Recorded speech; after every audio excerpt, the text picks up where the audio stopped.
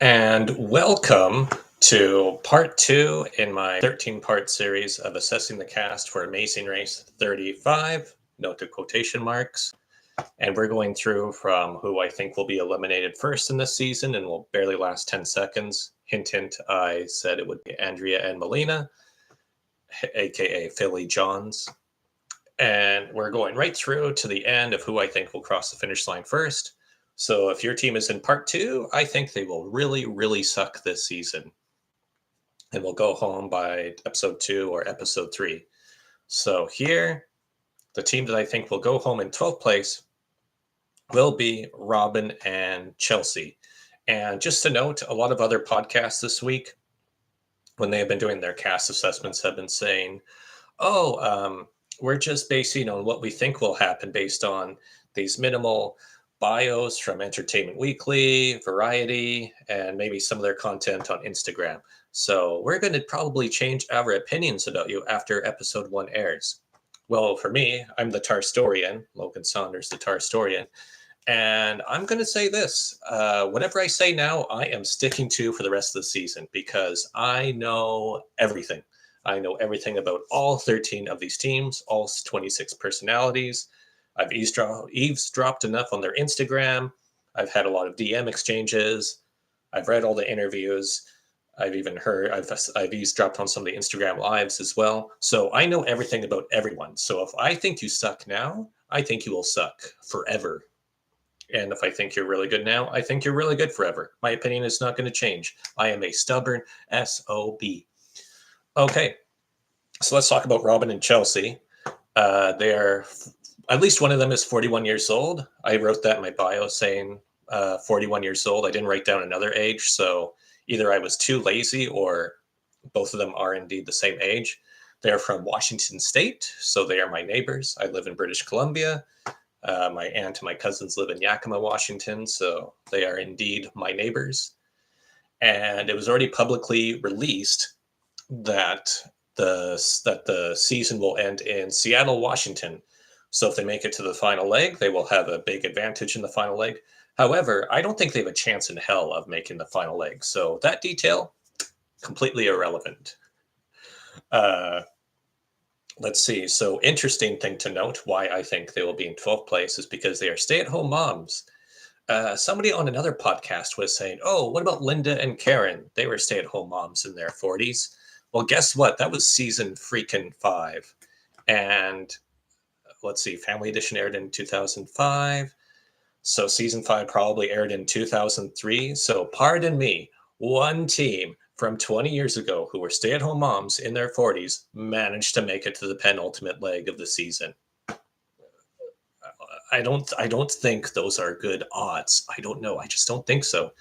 And then we're gonna go dive further into this with the other all-female teams that I'll be going through, but all-female teams have not won Amazing Race in a really long time, whether it be the American version or the international version. So the odds are really stacked against these ladies. The most obvious alumni comparison for these two is to Mona and Beth, who did indeed cross the finish line back in season 22. However, they were roller derby women, so they were really physically active and fit, elbowing the crap out of the competition, the hot roller derby women. And with Robbin and Chelsea, there's no write-up about them doing some sort of major physical sport. We didn't see anything in the bio of Chelsea being the atom weight champion for Invicta Fighting Championship, beating the crap out of other chicks. It just, if Robbin or Chelsea were in Invicta, I think Phil Kogan, Bertram Van Munster, or Lee Stoganeri in the interviews, they would have said something about that. I think that would have been a pretty good hook for this season. Interesting thing to note about their bio is Chelsea said Robbin was her 7th grade bully, but the bully helped her through the death of her husband. And as everyone knows, my wife Jeanne passed away last year, but I don't recall going on my phone calling up my elementary school bully saying, hey, you're never going to believe what happened to me, and I really need your help. So yeah, I'm glad they grew up from their elementary school problems and help each other through times of tragedy. Chelsea said her sixth grade bully saved a family from a burning building.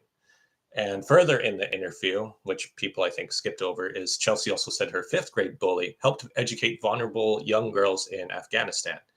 And then Chelsea said her fourth grade bully once helped rescue several women from Bill Cosby's basement. Chelsea said her ninth grade bully helped fund Planned Parenthood. I mean, Planned Parenthood, not plant. It's not a bunch of plants that people are adopting and taking care of. Planned Parenthood. Chelsea said her 10th grade bully enrolled in Doctors Without Borders. Chelsea said her 11th grade bully helped capture Joseph Kony. If I don't know if you remember that from 10 years ago, but the Ugandan warlord, that was a really big deal. And then Chelsea said her 12th grade bully helped Jack Bauer take down terrorists in the Middle East. He single-handedly got rid of 10% of ISIS in just one fell swoop. It was a big mission. It made Operation Nightfall with the Drazen mission look like child's play.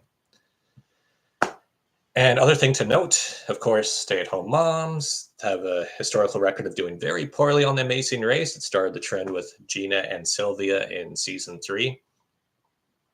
Although Robbin and Chelsea have a lot more tattoos than Gina and Sylvia do. And I don't know if they have, if they are soccer moms like Gina and Sylvia were either.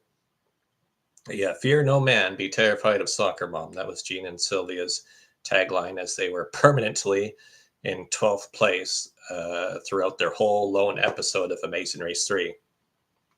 And I've got a feeling Robbin and Chelsea will be permanently 12th place through both episodes here in Amazing Race 35. Note the quotations.